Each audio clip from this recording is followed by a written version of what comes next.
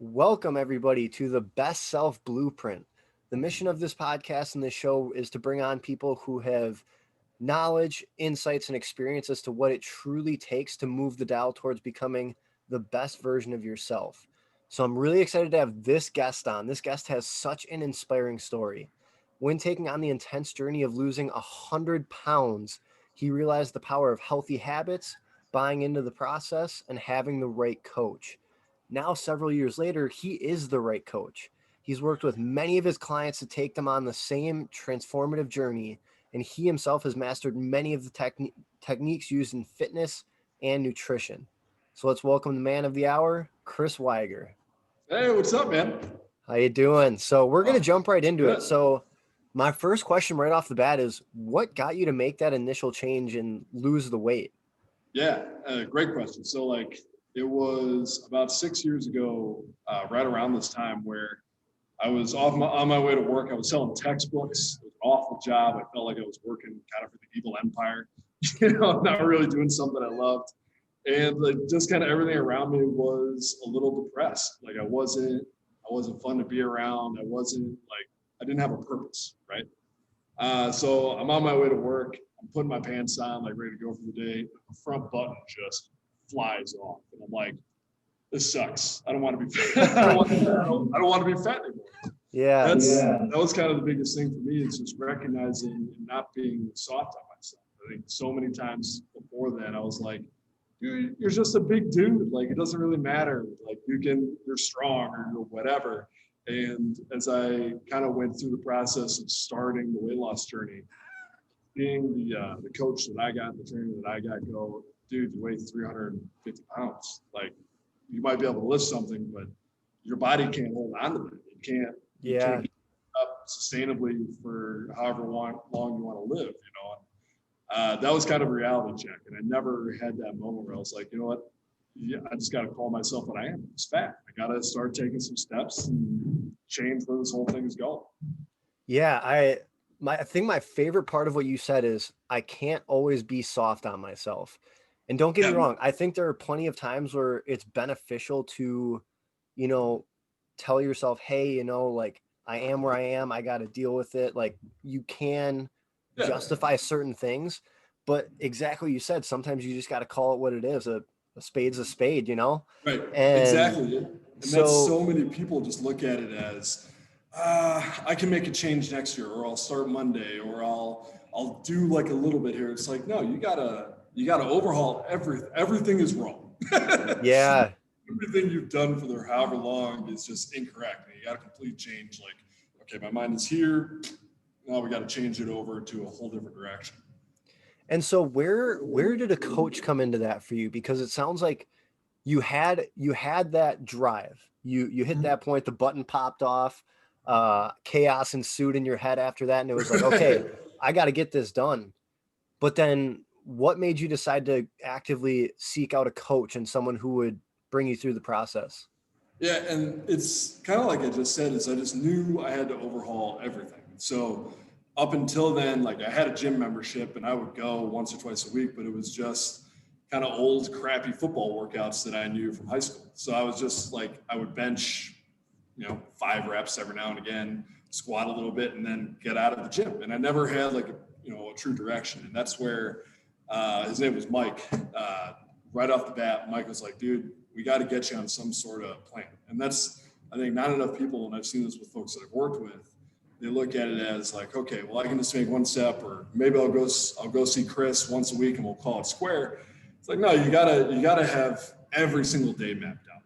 What are you gonna eat? What are you gonna work out that day? When are you gonna go to sleep? How are you gonna rest? How are you gonna do this? And it brought up all after that first meeting with him, it brought up all these different things that I never even considered as, important. I just oh, if I eat somewhat okay, and if I go to the gym, everything will work out. It's like, no, there's 1,000 other little things that if you don't have direction, if you don't have that person kind of, keeping you accountable, that's, the big buzzword these days is accountability. If you don't have that person doing that with you, it's not going to happen, and that's, I think some people have that internal drive, but some people don't have the ability to practice It's not something that's just there overnight. You got to practice every day. Like, okay, I'm not going to eat a giant ass burger today. I'm going to actually eat a little healthy. Well, and what's interesting to me too is I think a lot of people assume that when you're on a meal plan, you can't eat anything like that.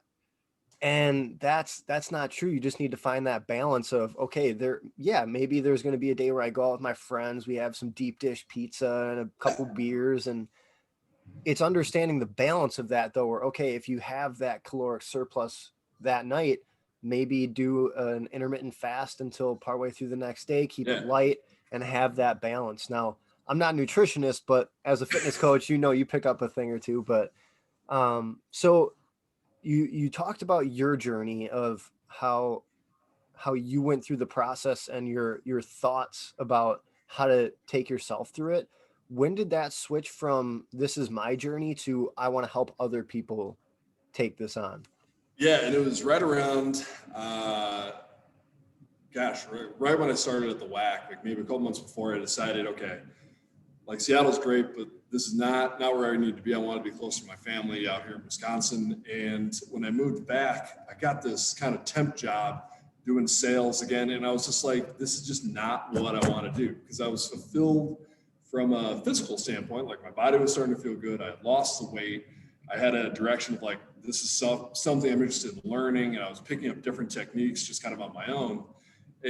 But still, when I went to bed every night, I was like, this sucks. I don't really like how I feel every morning, when I'm going to work. And that was something Michael Dandridge over at the WAC took a shot on me. I had zero experience as a trainer. I had no background in fitness or physical therapy, any of that. And it was just like, hey, if you commit to learning, we'll take you on. And that was, kind of when the light clicked on that, okay, this guy in this company is willing to take a chance on me as a trainer. I think this is where I need to be, and I just kind of fully dedicated into it and started trying different stuff, working with different folks and kind of figuring out as I went. And once I got that down, I was like, nope, this is home. this is what I need to be doing with my life. So I wasn't going to go here yet, but you said the word that just makes me think of this. So one of the phrases you mentioned to me when we were talking earlier was, let's see, what was it? You mentioned that you look for clients and seeing the light bulb turn on. Yeah. Can you explain that a little bit?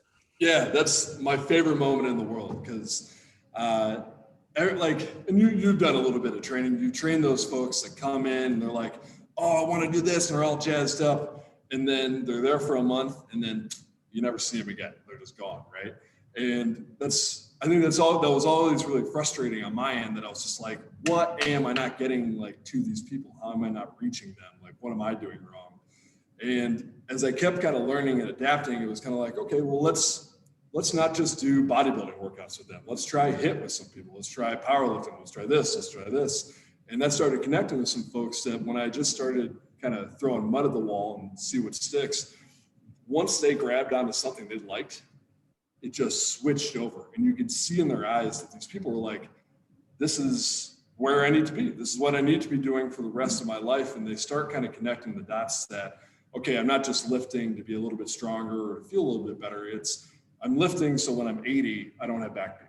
Or I'm lifting because when I'm 50 years old and I want to play with my kid, I'm not, so sore and jacked up that I can't even go throw a ball around, that I can still move and I can still feel good. And I think once they started making it personal to them, like I said, that's when the light bulb clicked on and they were like, okay, I get it. I understand how this is going to improve every single aspect of my life, instead of just this kind of really tunnel view of, I think some people have about fitness.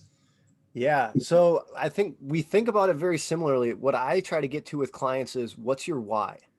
Yeah. And the way I explain that to people is, you think you just ask it once and you have the answer, but you have to be like what those little kids do, where they just keep asking, well, why? Because of this. But why? Because of this. But why? And you just keep hammering it until it's annoying, because that's when you hit that deep subconscious level of, oh yeah, I want to be there for my grandkids. I want to be able to walk my daughter down the aisle. Those really hard hitting ones that people just don't want to admit right away. Maybe they say like, oh, well, I want to take a minute off my mile time. It's like, Right. that's not going to do it. Well, and a lot of folks don't even think about it at like their age. So like I've trained a bunch of folks that are 25, 30, 35, might not have a family yet, might not have like moved into a different life stage, and they're not thinking that far ahead, and that's something that I encourage a lot of folks. This is a tool that I actually got from the HBO Hard Knocks, that football show, that just take a piece of paper, write down like what you need, why you're doing what you're doing, and look at it every day. Put that next to your bedstand. Put that on a table, in your kitchen, wherever it needs to be. That you're seeing it every day. And that's like not enough people. Writing something down, I think, is probably the best way to accomplish anything, because it puts it in stone. If you at one point felt this way, stick to it. And that's where like once people see it every day, I'm like, okay, I like this, and then they start looking at it like, oh, I think I accomplished that. Change it up, like you said. So okay, you're on to your next level. What's your next why? What's the next goal? Where are you going to take it from here? And just keep using that tool and evolving. So I know you mentioned it briefly about like you just got to keep trying different things, keep testing different waters, but what do you do when you feel you've exhausted every effort and that light bulb just isn't turning on for a client? Yeah, and that's always really, really frustrating, I think, on both ends, because on my end, I'm trying all these different things. I'm like, okay, what if we do this? What if we do this? And I'm trying to stay positive. But on their end, they probably haven't seen any progress. They haven't lost any weight, or they haven't gotten stronger, or something, whatever's happening. And they get really angry. And that's where I feel like you see a lot of people kind of drop off, because they're pissed off about, well, this just isn't for me. I can't do anything right. And then that kind of snowballs. It's like, I like to take it a step back and go, okay, let's kind of start over, start to our roots. What happened here? Okay, we've tried bodybuilding. Why didn't you like that? Well, I didn't like how sore I felt. Okay, well, maybe we need to have more mobility. Let's put that in a box.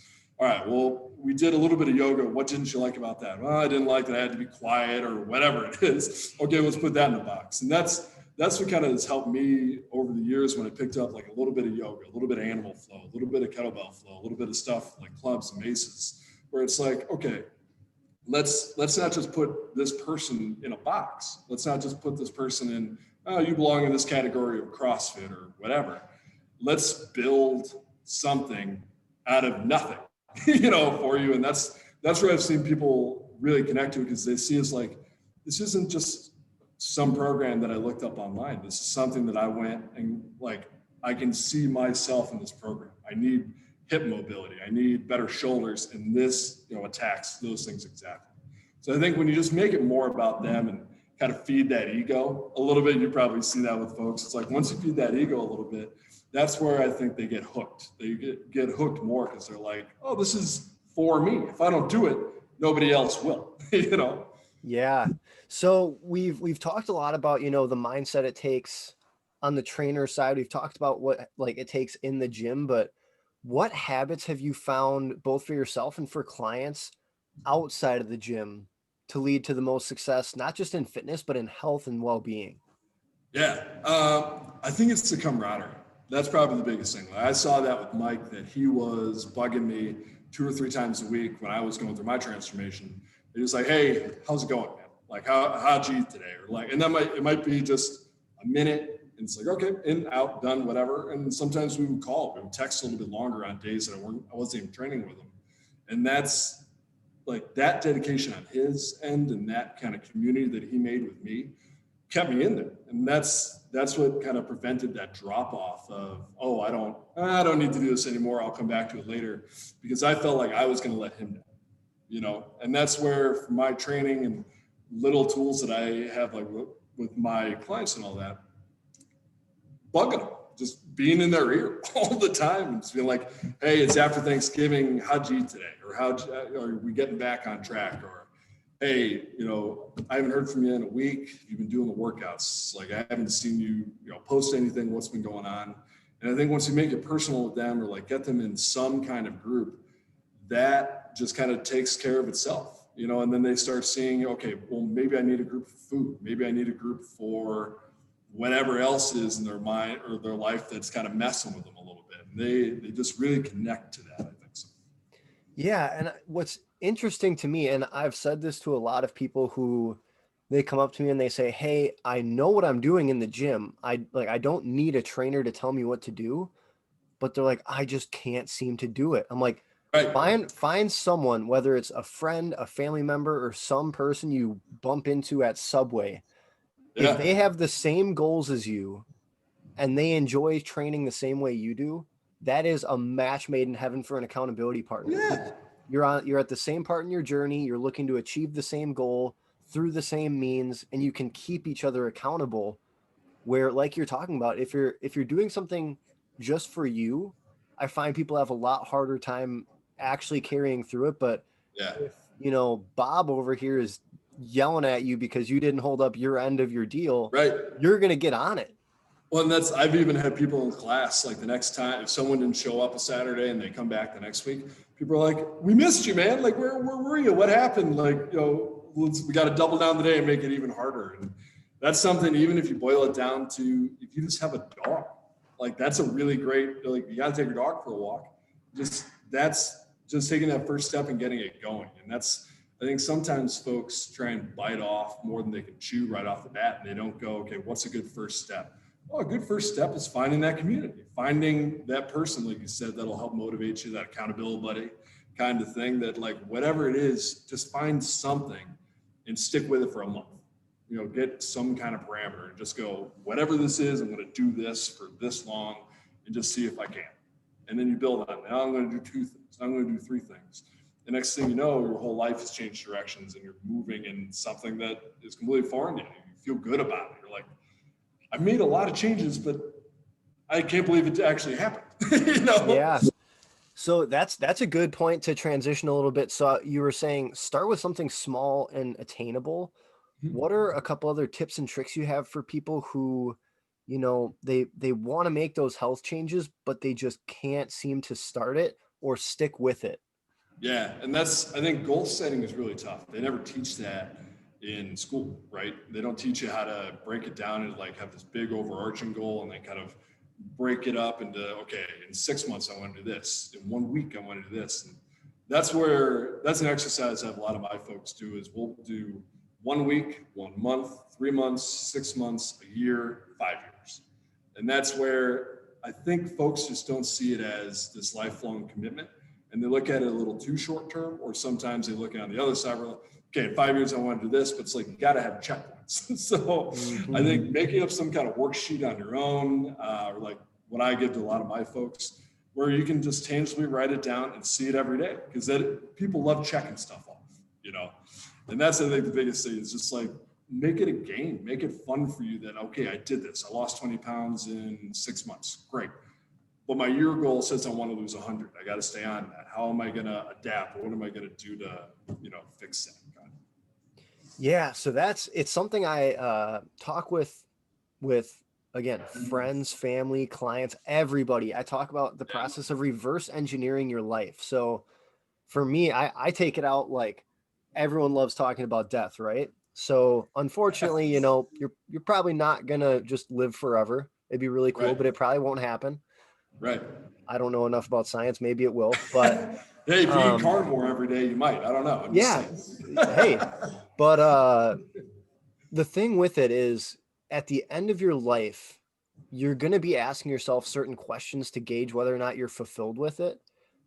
So you want to figure out what those questions are now, so you're not blindsided by that stuff when you hit that point, and you can reverse engineer and segment and sequence how to achieve, the yeses to those questions. And a big part of that really is your health, your fitness. Like if one of your goals in your life is to make it to 80, but you eat, McDonald's for lunch, Taco Bell for dinner, and beer for breakfast, right. Have fun. Well, and that's the thing, is like almost break it down by decade, like, and kind of look at it as how you want to feel. Like I was saying earlier, when you're 50, you want to be able to play with your kids and like throw a ball around in the backyard. But how many people, and I'm sure you've seen the same things, like how many people are not even close to that? They don't have the shoulder mobility to even like come back and then bring their arm forward. or they're hunched over and they can't even reach something on the top shelf. It's like, if you break it down to how you want to feel when you're in your 40s, your 50s, your 60s, it makes it kind of what you're talking about a little bit more tangible, and people can latch on to, oh, I don't want to miss out on my kids' lives, or like, my kids' lives when I have grandkids and way down the road. And kind of on top of all that, when you were talking about diet and like how that all works, I don't think enough people look at that in addition with the fitness stuff as a lifelong commitment. So many people see it as, I'm going to try this for 30 days, or I'm going to do Whole30, or I'm going to be vegan for 2 months or whatever. And that's, I think people just need to look a little bit more when they're doing their goals, when they're working on that, do a whole separate one for the diet, because that seems to be a tougher thing for some people. And you've probably seen a lot of that. Yeah. Well, and I think the misconception, I don't want to say everyone thinks this, that's a total generalization, but I think there are a lot of people who automatically tie healthy to disgusting. Yeah. Like, no, I don't enjoy eating raw asparagus. I don't enjoy, blending up carrots and spinach in a shake or something like that. But Right. there are also so many ways to make healthy food taste amazing. Right. And yeah, like, don't get me wrong, you have to do the research. You have to put in a little bit of work on the front end every now and then. Yep. But then you'll be able to have those nice home cooked meals that don't take 2-3 hours to make and taste really good and help you hit those nutrition goals.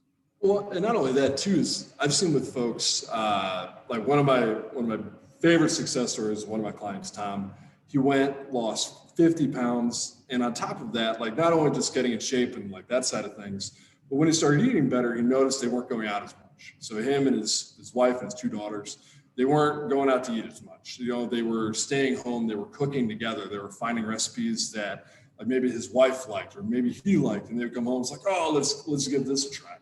And folks, I guess, like don't always see is like, well, yeah, if you're making a diet choice, yeah, it's going to make your body feel good, or yeah, like, that might work for a couple of weeks. But they don't notice is the repercussions or the ripples you're going to get from that one decision is you've got a better home life now. Your whole family is working together as a team to help achieve each other's goals. Even if they're little kids, they're learning nutrition at a young age, and they're starting to associate, oh, mom and dad are cooking, we're all hanging out, we're having fun, with all these positive memories. And I think like that's something, especially if you have a family, if you start blending that in, healthy eating and family time, it just kind of snowballs. And you get to a point where you don't even have to try that hard because it's automatic. They start growing up, and he's even said they have all new favorite dishes. They don't want to go to McDonald's. His kids aren't being like, oh, I want McNuggets. He's not talking that way anymore. They're like, hey, what was that like chicken and like weird kind of rice dish we had last, or what was that thing we had last Monday? And it's more whole foods, and they're on a better path. So I feel like I ramble a little bit, but like you get what I mean, where it's these extra little things that you might not even think about the first time you take that step, that all these little repercussions come from. And it's sometimes can be really beautiful and really great. Dude, that is such a really impactful statement, and I want to dissect that a little bit. So what I think of when you say like ripples is I think of the snowball effect. So yeah, you start eating a little healthier. But yeah, what you don't think about is, like you said, when eating healthier, it brings out that ability to have that family time and to really prioritize that in setting an example for your kids, in sparking more passion with your partner. If you live like the bachelor life and you've got a group full of like guy friends that you're there with, it's fun, it's exciting. So there's that. But then also, I love the term "you are what you eat." It's so cliche, but when you're eating healthy foods, that's going to change the energy that you exert out into the world. And so this is a good time to kind of switch up what we're talking about. And I know I've told you this plenty of times, dude, you are like a walking, breathing version of the Energizer Bunny. Like, there is never a time I've never seen you pissed or, upset. I've only ever seen you excited to see someone, excited to share something you learned, excited to have a conversation. excited to just be alive. So Yeah. explain to me, have you always been like that? Was that I, because of like this lifestyle change? Yeah, I think like I've always been like very social and like kind of a like jolly kind of person. You know, Christmas time, always jolly. But it was something where, like I was saying before, when I was bigger and I didn't have this focus, I was kind of depressed, and like I think I carried that energy with me for so long, basically from high school until I was about 24, that I never wanted to feel that way ever again. So again, when I was training my body and I was working on different diet things, it was a mindset thing that I really had to focus on, that almost to a fault sometimes, where it's just like no matter what the situation is, find one positive thing. If everything in your life is just crashing down upon you, but you really enjoyed the coffee that morning, think about that for 1 second and just go, okay, at least started my day off with a really great cup of coffee. And that might be a really, really small thing. But again, as that builds up, I got to a spot where I would wake up and just be like, I'm looking forward to going to work. I've got these guys to train today. If I bring that energy, that's going to pull that energy out of them. And then again, what we were talking about earlier, it just snowballs and snowballs and becomes easier and easier. And that's, I think, having that kind of contagious positivity is so necessary in this world, because sometimes you sometimes have to tear yourself down to be what we were talking about earlier, like, okay, you're a fatty, like you got to fix this, you feel fat, how are we going to do it?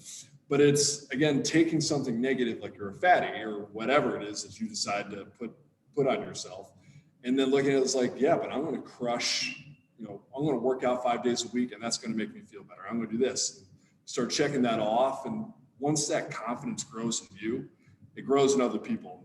I think again, it's just contagious and spreads to everybody that you bring into that circle. Yeah. So one practice I've been doing this for probably about a year, give or take. I'm wondering if you do something similar. So what I do is it's called RMT, so reset meditation therapy. So what you do is essentially every single time you go into a new situation, whether it's going to work, going to hang out with friends, starting your workout, doing a podcast, every time you go into a new situation, you take 1 minute, you stop. The first part is an actual like meditation. So just controlling the breathing, getting back into that parasympathetic breathing system. Yeah. But then the second part is setting the intention of going into this next situation or this next environment. What version of myself will make this the best experience? Like, what can I bring to the table? And so Yeah. I think it puts into perspective like what you can actually control and what you can't. And it puts you, instead of in a reactionary state, it puts you in that proactive driver's seat of whatever situation you're about to go into, and allows you to just be yourself. So do you do something kind of similar to that throughout the day? Yeah, and I was gonna just kind of add on to what you were saying. I feel like it gets to a point too where that almost happens automatically. Some days, like I've noticed, like I'll have to check myself. I'll be mid workout and be like, I'm just not focused at all. I'm like, well, of course you were. You didn't walk into the gym with, I'm going to do this. And that's, I would always have like one little kind of mantra, like, okay, I'm gonna increase my endurance on chest today or whatever it is. But whenever I didn't do that, it would every single time be about halfway through, like, what the hell are you doing, man? Like, you just look lost. You have no plan. And that's, again, I think it's just building up that confidence to commit to, because not enough people will have that. They have the tools and they know, like, okay, I just need to take one step, but they're not confident enough in themselves to go, okay, I believe in me. I can handle this. And that's, I definitely do that almost not as probably as much as I should, but at least for my training, at least for my diet, where I take that second to go, get your mind right. Now we're moving forward. Yeah, so there's a guy, you may know him. If not, you would really like him. His name is Tom Bilyeu. So if you've seen or heard of those Quest nutrition bars, Yeah, he's yeah, one of the founders of Quest. And he has a saying, he has the arrogance of belief. And I think that's actually really profound in the sense that yeah. I it like does that. it does take, that confidence, that arrogance to believe that no matter what your goal is, you can attack it with the full belief that you can make it Yeah, happen. And I think a big part of that, and I think we've talked about like having a growth mindset. Mhm. I think that's a big part of that arrogance of belief, is understanding your level of intelligence is not fixed. Your level of Yeah. ability to do things is not fixed. Now, I'm never going to be in the NBA. I'm willing to accept that. Hey, you But might. I don't know. I I'm don't not going to put in the work to be in the NBA on the know. very slim chance it could happen. But at the same rate, having that growth mindset, knowing that you can set these crazy ambitious goals and get them as long as you're willing to develop your skill set, I think is such a powerful point to that, where a lot of people feel like they're just stuck. And that's 100%. really not the case. Well, and I think too, they're not willing to embrace the pain that comes along with that. Like I didn't just kind of wake up and just go, all right, body feeling good, feeling confident, I'm going to go about my day. It's like, well, no, it's like sometimes you have to embrace, God, my body hurts today, but I'm going to train. I'm going to do something else. Or like, you know what, mentally, my brain hurts today. Like, it's just, I'm not in the game. I'm not feeling it, or I'm sad. Somebody said something to me that really just ruined my day. And it's, I think for me, taking the steps of realizing and being a little bit more focused on what is in my realm that I control.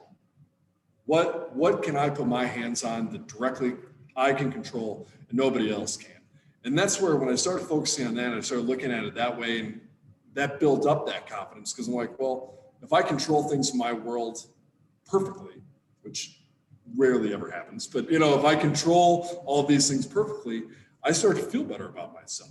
Oh, I make a kick-ass pot of coffee, or I had a kick-ass shoulder workout, whatever it is, I controlled that, I did it, I brought myself to that point. And again, like over time, it just builds up this kind of badass alter ego that people have that they can just kind of turn on. And I think, like you were talking about, that's so important to have that, almost like that swagger, that I'm a kick-ass person. I'm gonna bring that into the world, and no matter how I'm feeling that day, that is my goal, is to feel like that as much as I can. You know. Yeah, I think a good question to ask, if you lack that mindset, ask yourself, am I the hero in my movie? Yeah. So based on your perspective and your lens in life, do you believe that you are truly the hero? If not, if you're just like, bartender number 3 that's at the bottom of the credits, what can you Yeah. do to move up the ranks? What can you do to get that main character spot? Well, and I think that's like when I was talking about like the pain that kind of comes with that. Sometimes, like I know for me, that involved, maybe cutting some relationships that I have with folks, whether it be a friend that maybe just he had, like I remember a guy specifically in Seattle, this kind of had a poison mindset. It just wasn't. He was a nice dude, but he constantly wanted to go drinking. He constantly wanted to go get crappy food, and I was on board with that. But the second I made my switch, he kept trying to pull me into that. And it's a super broy thing to say, but one of the things that I always remember is they don't want you to have gains. People around you want you to stay on their level. So if he's feeling kind of crappy, why would he want to be with somebody that's feeling really great about themselves, and they kind of bring that person down to their level? But once you start kind of critically looking at your life, you can kind of see, this person's not doing it for me. I'm going to try and bring him to be a little bit more positive as much as I can. But if it doesn't work out, I think maybe this relationship has just run its course. And it's never a bad thing. But I think when you realize that and you make such an aggressive life change and that starts affecting other people, it can be kind of tough to deal with. I think mentally that brings you down a little bit, and you're like, oh my gosh, I've been buddies with this guy for 5 years. Is this okay? And I think it always, if you just stay the course, keep that mindset of positive, forward thinking, it always works out. And you just got to be able to kind of, trust that your process is sound, and you surrounded yourself with the right people, the right info, that it kind of makes that pain go away a little bit, because you're not even thinking about it at the end of the day or a couple of years down the road. So I'm so glad you brought that up. So I was having a conversation with someone about this exact thing, where there is kind of that dualistic mindset of, there is all those great memories. This person has proven they are a good friend in how like they're loyal and they're always there for me and all those things. But then again, what you're talking about is it's a lot harder to pull yourself up a mountain if you have 200 pounds strapped to your back. Exactly. So what I'm curious about is, how did you go about having that conversation with the friend? Because obviously you said you talked to them about like, hey, I'm trying to do these things. Yeah. But like, how did you kind of phrase that, and how did you go about the different stages of, okay, yeah, this isn't going to work? It was always tough. And I think it was going at it with confidence, going at it with, I know that what I'm doing, kind of tying in with the podcast, is reaching my best self, is pushing me to get to whatever superhero, whatever idea I have in my head. It's pushing me towards this direction. And when I sat down with him and just like, we went out to lunch, kind of walked through, hey, this is what I want to do. I still want to be involved in your life. I'd love for you to join me, but that's not my place to tell you, hey, maybe better you do this. That's something I really think, comes internally. That's a decision that person makes. But I mean, if I'm being honest with you, he had some choice things for me. He had some words back, and he was a little unhappy because I think some folks, when they're on that level, they almost see it as like you're on this high horse, that you're kind of holier than thou. And that's something I've always tried to avoid, that you let that ego kind of leach out. And sometimes I think people recognize that confidence or that ego as, this guy's messing with me, he's trying to change my whole life, and I don't want it. And that's what I learned from that interaction with him. And I haven't spoken with him in a long time, which is fine. I hope it's all well. But what I learned from that is, you can push that idea or that image that you have in your head on people, but just, you have to be willing to accept how they respond. You have to be 100% open to, if they're on board, I just made a new training partner and he's going to be jumping in, and that's fitting with that. But on the other end, if they go the whole opposite end and they just go, hey, this is what you're doing is offending me. And some people, especially in today's day and age, that's kind of the immediate reaction they have. You got to be ready to kind of cut the cord with those folks. So something I would just say for anybody that's kind of in that tough situation, take the personal time. And when we were talking about it, almost like do that meditation, just go, what's important to me? What is going to help further this goal? And if this relationship isn't going to, because especially sometimes, and I've been there before, it's a romantic relationship, which makes the whole thing that much tougher. But if it's something where you go, this is poison to my goal, I got to let them go. And sometimes it works out that down the road, that person will enter back into your story and they'll have a whole different mindset and maybe it'll be better than them. But you gotta be really ready to just cut the cord sometimes. And if that person's not going to help out, that's okay. Yeah. So I'm glad you brought that up. That's really powerful. The other thing that I want to touch on a little bit more is how you talked about ego, and I dealt with this. My brother called me out, props to him.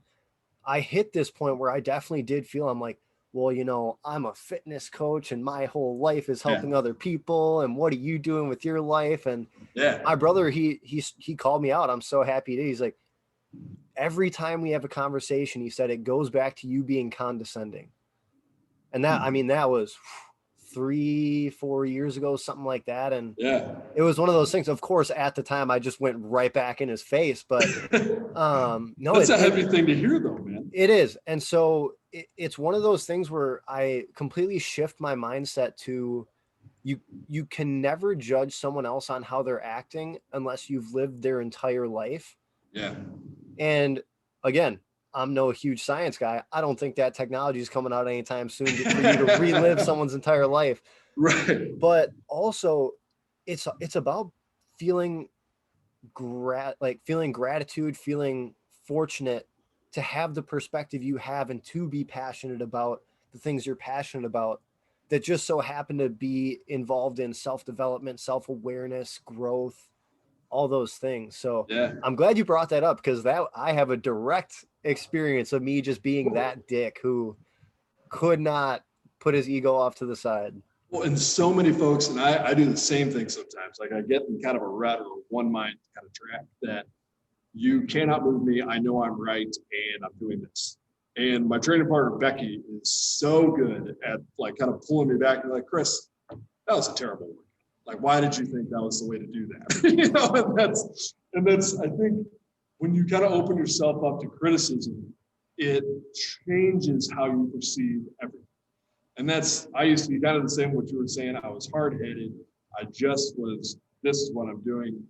And you got to be open to coaching. And that's where I look at it as less like I'm accepting criticism or people are, challenging me or being critical. I look at it as coaching because it's such a more friendly word. Because I don't know, I did sports when I was in high school, and that's a big part, for me, that when I hear a coach come and say, hey, try this technique, and it works, right? In my head, I associate with that with something positive, and then I keep doing it, I keep focusing on that. That's what I end up doing. But when someone comes at it, and if I look at it as like, oh, this person's being critical of me, I dig my heels in and I fight back. Mm-hmm. And that's where I think it takes time, but you got to start looking at things as more, okay, is this a coachable experience for me? Is the person that's giving me this feedback a viable coach, somebody that I believe in what they're saying? And if they're not, how do I want to proceed? And that's, I think for me, it took a long time to, I don't want to say like be less aggressive, but to kind of take something that even if I didn't agree with it, go, well, hey, let's give that a try. If it doesn't work, I at least added something to my bag of tricks that I can, maybe use down the road. But I think it's just opening yourself up to that coaching and being coachable and not just, nope, I know all the answers, I'll be just fine. Yeah, there were so many good points in that. I want to encompass it with, coaching, mentorship. There is no quicker way to progress in life than seeking out really good coaches and mentors. I mean, that was a pivotal moment in my life when I finally started transitioning from I'm going to do my own research, and once I deem it's right, to I'm going to go seek out the smartest people in this arena, and I'm just going to ask them as many questions as I can. Yeah. And when you switch that and you seek out those people, oh man, your life changes for the better. It's one of my favorite terms that I've ever heard about this is being an expert generalist, where I know because I've reached out to all these different people, and maybe sometimes it was a topic that I really wanted to learn more. So I went to a few people and I became more fluent in, let's say, like bodybuilding, whatever it is. But I know like a really good example is I wanted to learn a little bit of yoga. So I went to Jen over at the WAC and asked her, hey, will you teach me this? Because I knew her classes were great. So I learned enough to be able to kind of teach myself and then take other things that I learned from bodybuilding and then meld them. Going forward, I kind of took the same thing from Animal Flow and Julie Peacock. She did a lot of great work, kind of showing me just the basics. So then I knew, okay, now I've got another arrow in my quiver of animal flow. So becoming an expert generalist, I think sometimes can be tricky because then you could also know a ton about just a little and not be helpful at all. But I think it also makes you just more open to, okay, I did a little bit of this. I tried something new. I pushed myself out of my comfort zone. What's next? And it almost, I think, becomes like an automatic thing that your brain gets hungry for new info. And then you start reaching out to more people, and you just start to build this library of all sorts of stuff that, next thing you know, a few years down the road, you're able to, teach a yoga class, do a boot camp on your own, try all these different things. Kind of, it just moves you forward, I think, in a way that if you're not reaching out to these people, you're just going to be reading books and a little bit slowed down and not know how to put the whole puzzle together. Absolutely. Man, great content. I'm so happy I had you on. So I have two more questions. Before I ask those two questions, where can people connect with you, follow what you're doing? Yeah, my Instagram, I post some stuff, but that's probably the best way to reach out to me about any coaching, stuff like that. Because that's something in my new position now, work with Kelman Restoration. They built this really beautiful fitness center and everything, but I'm getting into more wellness coaching with them because something I've kind of figured out in this post-corona world that a lot of people, they either don't want to go to the gym or they don't have tools to do it at home. And having these conversations, I think, is probably the biggest step, where at least commit to a half hour a day, talking to a coach, talking to a friend, a role model, whoever, where you just, hey, what's going on in life? How's the diet going? How's whatever in your life? How's that going? And that's, I think, build that tool. That's something I'm trying to get into more, and I think it's helpful. So find me on Instagram at just Chris Weiger.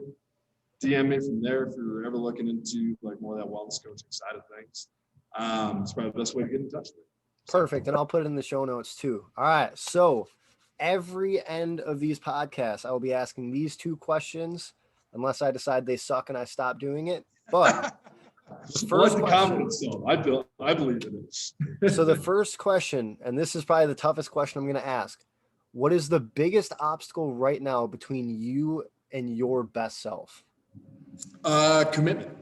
I think this year, through a lot of different challenges, and I did personally a lot of different things, from a career change. I got married. We moved on top of it. So a lot of life things happened at one time, and I got off my diet. I stopped kind of pushing myself into learning more about, because we've talked a little bit about this before, but I really like the carnivore keto stuff, but I stopped learning about that. And I think I lost a little passion as far as that goes, just because I wasn't as focused as I used to be on that kind of stuff. So for me, it was just kind of refocusing, recommitting, and kind of going into not just 2021, but I look at it as I want to go in December with the goal, we're getting back on track next year, and that's, I think too many people look at it as okay, January 1, I'm going to do it. It's well, December is tomorrow. So why not just start then, warm up a little bit, kind of find, okay, where are my pitfalls? I know for me, I can't get enough of driving by cops and stopping for some giant Sunday or whatever. I know it's a big hindrance to my, physical goals. And it's just taking the little steps of, maybe I just drive by cops a couple times in the weekend and not stop. I just need to get into the practice of doing those types of things. So it's just kind of recommitting. And I think folks too, once you do it once, you're going to have pitfalls, man. That, you've seen that, it's going to happen. You just got to accept, I'm going to fail sometimes, but it's, pick yourself up. What'd you do wrong? Fix it, move forward. And that's what I'm going to try and do kind of going into next year. I love the quote, those who are successful have failed more times than the unsuccessful have tried. Yeah, I love that. I love that quote. All right, so last question. Right. So many people are afraid of failing, and that's, you almost got to look at it as I embrace that. I embrace the pain that comes with it. I embrace the feeling of sometimes it's embarrassing. Sometimes it feels really shitty, whatever. Acknowledge it, embrace it, accept it. And then how are you going to fix it? How are you going to deal with moving forward? Exactly, man. So yeah, that's a really good answer. And I think commitment and consistency for a lot of people is what they need to focus on.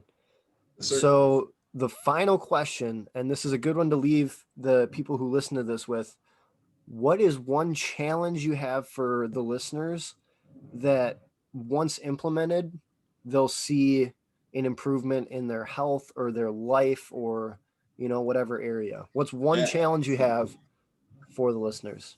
I would say grab a piece of paper and try and aim for 10 things that make you uncomfortable. Whether it's going to the gym, trying a yoga class, eating a salad, whatever it is, name 10 things that really make you uncomfortable. And then set parameters. Go, okay, every week I'm going to try something new. I'm going to go into this and I'm going to push myself and try something new. And I think that's probably one of the best steps you can do to get to your best self, because you're not going to get there without getting out of your comfort zone. You're not going to get there without getting out of your box a little bit and trying something off the wall crazy that you never thought you'd be able to do. And I would say that's probably a good challenge for your folks, that just write it down, get it down, see what makes you uncomfortable and get rid of it. And then once you go through that list, start again. I'm sure you're going to have more stuff that either came from your first list or maybe you didn't even think of before. So give that a try. I guarantee it'll at least get you into something new, and who knows, maybe you'll love it. Yeah, I love that. I'm probably going to do that. I haven't actually written it down before, so yeah. I will accept that challenge. I was going to say, enjoy it. Let me know how it goes. Oh, absolutely. Yeah, I'll send you a picture of my list. Maybe I'll post it somewhere. Man. Please do. All right, guys and girls, take this conversation very seriously. There were a lot of things in here, not just about what to do in the gym, but what mindset to bring into everyday life, how to truly be grateful for every day in life, how to push the envelope of what you can actually do and what you can achieve. There were so many great lessons condensed into a 1 hour conversation. Chris, thank you so much for coming on. I Thanks for having cannot, me, man. oh, you bet. I can't wait to have another conversation, whether it's on or off screen. But until next time, Chris, I appreciate it. Everybody, thank you for tuning in, and we will talk to you next time. Thanks, man. See ya. You bet.